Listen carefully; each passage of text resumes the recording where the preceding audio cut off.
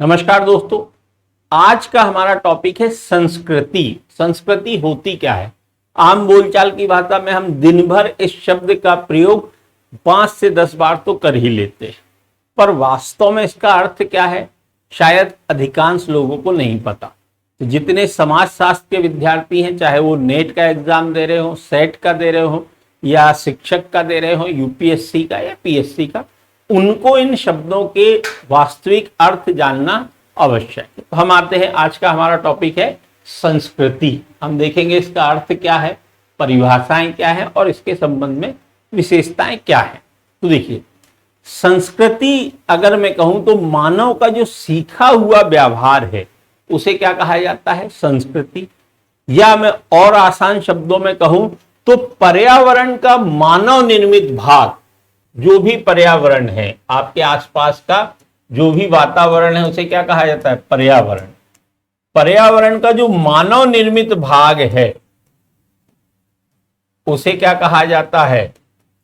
संस्कृति कहा जाता है। मानव निर्मित भाग, जिसे मानव ने अपनी आवश्यकताओं की पूर्ति के लिए या अपने जीवन को सरल बनाने के लिए या अपने जीवन को अभिव्यक्त करने के लिए जिन भी चीजों का निर्माण किया है उसे क्या कहा जाता है? संस्कृति कहा जाता है।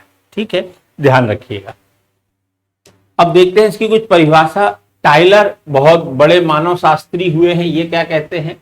ये कहते हैं संस्कृति वह जटिल संपूर्णता है जिसमें ज्ञान, विश्वास, कला, आचार, कानून, प्रथा तथा इसी प्रकार की ऐसी सभी क्षमताओं और आदतों का समावेश रहता है जिन्हें मनुष्य समाज का सदस्य होने के नाते प्राप्त करता है। यानी और मैं सामान्य भाषा में बात करूं तो संस्कृति का अर्थ होता है परिष्करण, यानी एक वो प्रक्रिया जो व्यक्ति को जैविक प्राणी से सामाजिक प्राणी परिवर्तित होने में सहायता करती है। वे मूल्य, मानक, आदतें, रूढ़ियां, प्रथाएं, वे सब क्या कहलाती हैं? संस्कृति। यानी जो मनुष्य का परिष्करण करके जिसे जैविक प्राणी से सामाजिक प्राणी बनाती हैं उन्हें हम क्या कहते हैं? संस्कृति कहते हैं।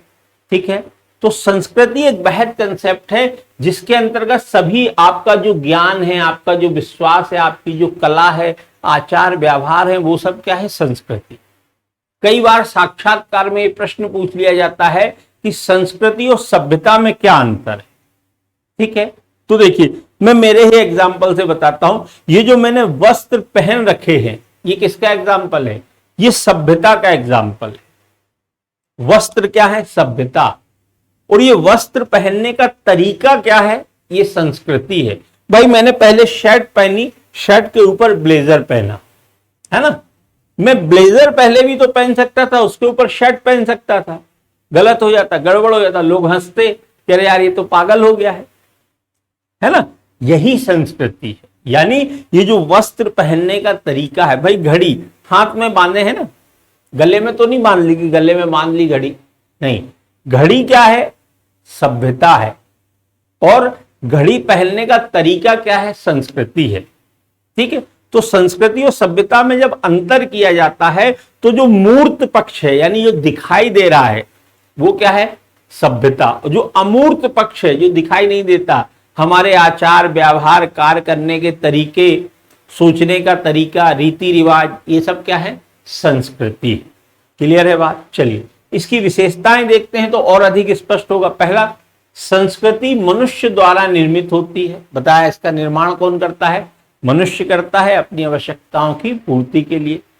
संस्कृति सीखा हुआ व्यवहार है, मतलब संस्कृति जन्मजात नहीं होती कि आप पैदा हुए और पैदा होते ही आपने अपने पिताजी के पैर छुए, माताजी के पैर छुए, आशीर्वाद लिया, अरे साहब, नहीं ना। पैदा हुए, थोड़े बड़े होते हैं, फिर सीखते हैं कि इनके पैर छूना है, इनके पैर छूना है, इनके पैर नहीं छूना है। ये क्या है? संस्कृति सीखा हुआ व्यवहार है। आप समाज में रहकर इसको सीखते हैं, ये जन्मजात नहीं होती है। ठीक है, संस्कृति में हस्तांतरित होने का गुण होता है एक पीढ़ी से दूसरी पीढ़ी में।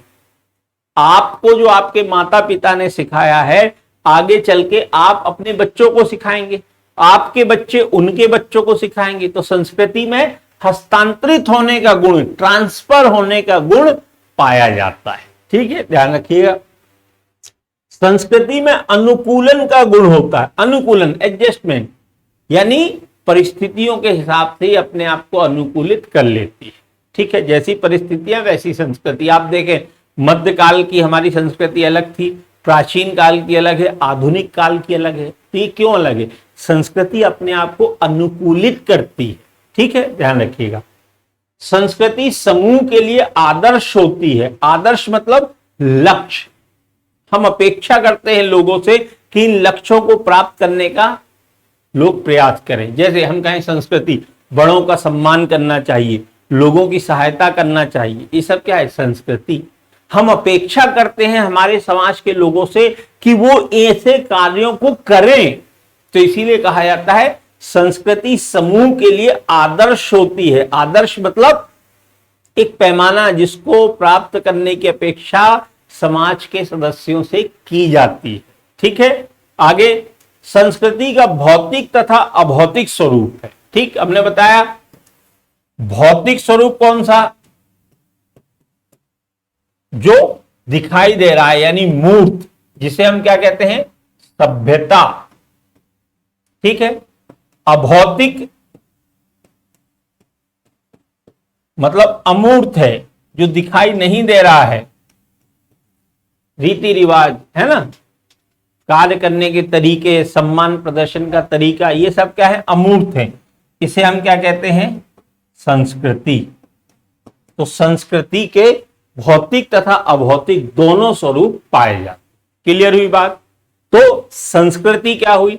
तो संस्कृति मानव का वह व्यवहार, कार्य व्यवहार, जो पर्यावरण का मानव निर्मित भाग है, वो सब क्या है? संस्कृति है। संस्कृति का निर्माण मानव ने अपने आवश्यकताओं की पूर्ति के लिए और अपना दैनिक जीवन सुचारू रूप से संचालित करने के लिए संस्कृति का निर्माण किया है। वो संस्कृति एक पीढ़ी से दूसरी पीढ़ी में हस्तांतरित होती है।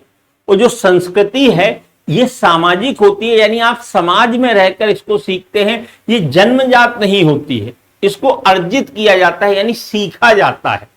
और समाज के हिसाब से, अलग अलग समाज के हिसाब से अलग अलग संस्कृति पाई जाती है। जैसे भारतीय समाज की संस्कृति अलग है, पश्चिमी समाज की संस्कृति अलग है। इस बात का ध्यान रखिए। ठीक है, तो आज के लिए इतना ही। आशा करता हूं पूरा टॉपिक आपको समझ में आ गया होगा। इसके बावजूद अगर कोई डाउट है तो आप कमेंट बॉक्स में कमेंट कीजिए, मैं वहीं पर उस डाउट को क्लियर करने का प्रयास करूंगा। आज के लिए इतना ही। स्वस्थ रहें, मस्त रहें और सबसे ज्यादा जरूरी व्यस्त रहें। धन्यवाद।